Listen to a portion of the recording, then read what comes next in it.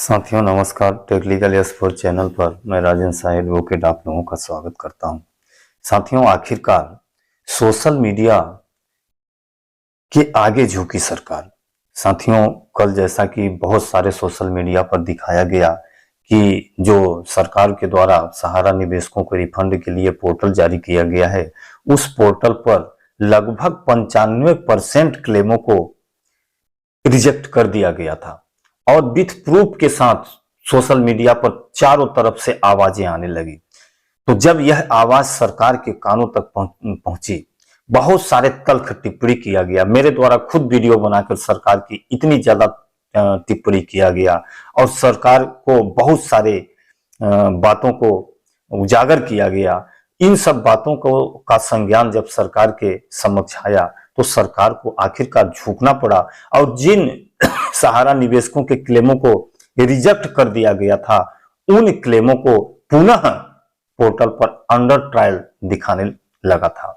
साथियों मैं आप लोगों को कहना चाहता हूं कि सिर्फ रिजेक्ट ही नहीं किया था, बल्कि बहुत सारे निवेशकों का रिजेक्ट के सामने डाउनलोड का भी ऑप्शन आ गया था कि माने सहकारी समिति के द्वारा रिजेक्ट किया गया है तो किन कारण से रिजेक्ट किया गया है, डाउनलोड करके आप कारण भी देख सकते थे।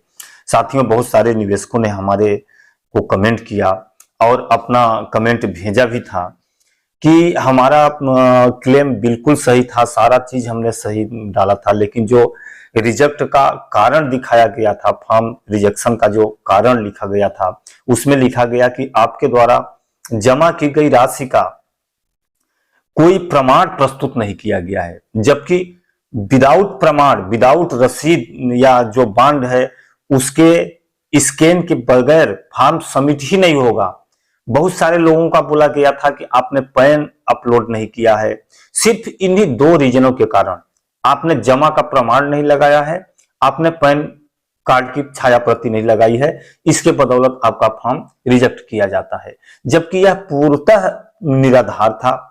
इस तरह का कोई भी व्यक्ति ऐसा नहीं होगा जिन्होंने की सहारा बॉन्ड की कॉपी को स्कैन न किया हो, अगर 50,000 से अधिक का अमाउंट हो तो पैन कार्ड की कॉपी न लगाया हो। यानी कि यह जो भी रिजेक्शन आया था समितियों के द्वारा वह पूर्णतः निराधार था, लेकिन फिर भी 95% लोगों का क्लेम रिजेक्ट कर दिया गया था और यह प्लानिंग के साथ किया गया था। साथियों मैं कहना चाहता हूं कि अगर ये चुनाव नजदीक न होता तो ये रिजेक्ट ही हो गया होता, फिर आप नए सिरे से भरिए, फिर रिजेक्ट हो गया होता, क्योंकि सरकार की मंशा क्लेम देना नहीं है। क्लेम देना अगर मंशा होती तो सरकार अब तक में कब का क्लेम दे चुकी होती।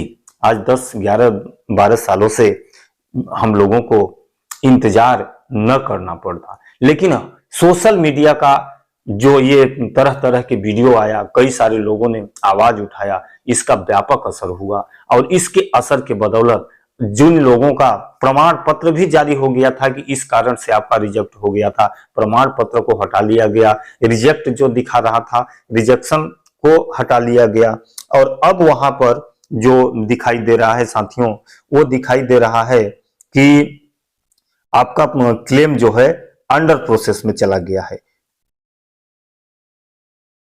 ये देखिए साथियों, ये कल सारे जो थे वो रिजेक्ट दिखा रहे थे। ये जितना है देखिए under process, under process, under process, आज सभी के सभी अंडर प्रोसेस में आ गए हैं, जबकि कल ये सभी बॉन्ड जो थे रिजेक्टेड रिजेक्टेड रिजेक्टेड दिखा रहे थे और उसके बगल में डाउनलोड का ऑप्शन भी आ रहा था और डाउनलोड के ऑप्शन पर जाने के बाद यह दिखाया जा रहा था कि आपके द्वारा जमा राशि का प्रमाण पत्र नहीं संलग्न किया गया है, पैन कार्ड नहीं लगाया गया है, इसलिए आपका फॉर्म रिजेक्ट कर दिया गया। लेकिन इन सब बातों, इन सब सोशल मीडिया के आवाजों का असर हुआ और सरकार ने यह फैसला बदला और सारे चीजों को हटाकर अब अंडर प्रोसेस में ला दिया गया। अब देखते हैं अंडर प्रोसेस कितना दिन रहता है। हालांकि इनका जो सहकारी समितियों के द्वारा अप्रूव करने का समय सीमा है 30 दिन, वह गुजर चुका है, लेकिन अभी अंडर प्रोसेस दिखा रहा है। अब रुकते हैं, एक आध हफ्ता वेट करते हैं, एक आध हफ्ता के बाद क्या यह अप्रूव होता है या फिर से वही रिजेक्शन आता है।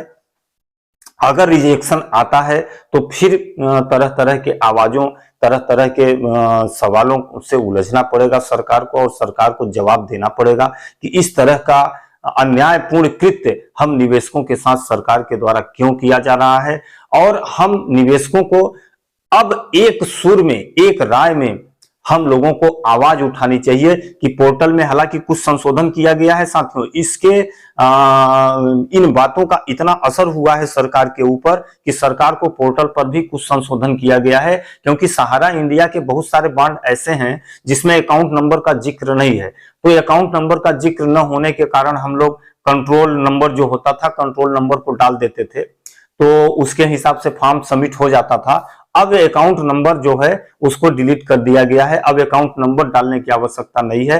अब आप अकाउंट जो आपका पासबुक या खाता एफडी जो है उसका आप नंबर डालेंगे, मेंबरशिप नंबर डालेंगे, और उसके हिसाब से एक ऑप्शन और है रिसिप्ट नंबर, 3 ऑप्शन डालना होगा। अब खाता अकाउंट जो नंबर मांगता था उसको हटा दिया गया है। इसके बाद आप कॉपी स्कैन करेंगे और सबमिट कर देंगे फॉर्म को लगा के, तो आपका फॉर्म अप्रूव्ड हो जाएगा।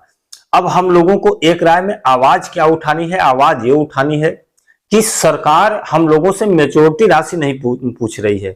क्या मैच्योरिटी राशि का ब्यौरा सहकारी समितियों से लिया जाएगा या सरकार सिर्फ मूलधन देना चाहती है? इस संबंध में अभी सरकार ने कोई खुलासा नहीं किया है। हम सब लोगों को अब सरकार से यह पूछना होगा कि क्या सरकार हम लोगों के मूलधन का ही भुगतान करना चाहती है या ब्याज भी देना चाहती है। अगर मूलधन का भुगतान करना चाहती है तब हमें इस तरह के क्लेम प्रकरण का और सरकार का हमें पूर्णतः विरोध करना है, क्योंकि जो राशि जो व्यक्ति आज के 10 साल पहले राशि निवेश किया है, अब वही राशि उसको रिटर्न में आज 10 साल बाद मिले तो यह उसके साथ बहुत बड़ा घिनौना अपराध माना जाएगा, और इस अपराध का पूर्णतः जिम्मेदार सरकार होगी। यानी इस तरह से हम लोग सब लोग सरकार से यह प्रश्न पूछें, यह बात रखें कि आपने मैच्योरिटी राशि का जिक्र क्लेम प्रकरण में नहीं किया है, तो आपका मंशा क्या है? क्या आप हम लोगों की मैच्योरिटी राशि ब्याज सहित देना चाहते हैं या सिर्फ मूलधन देना चाहते हैं? अगर मूलधन देना चाहते हैं तो हम इसका भरपूर विरोध करते हैं, और आप इस पर तत्काल एक्शन लेके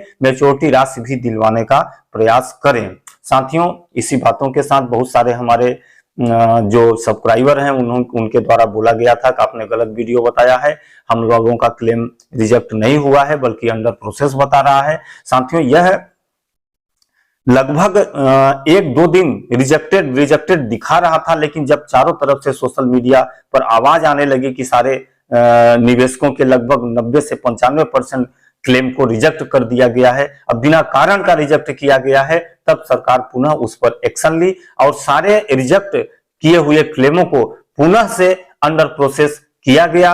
अब शायद पुनः समितियों को बोला गया होगा कि आपने सही रूप से देखो क्यों रिजेक्ट किए हो। जब दस्तावेज लगाया गया है, पैन कार्ड लगाया गया है, तो आपके द्वारा रिजेक्शन क्यों दिया गया है? तो सारे क्लेमों को अंडर प्रोसेस कर दिया गया है। अब देखते हैं कितने अप्रूव्ड होते हैं, क्या होते हैं।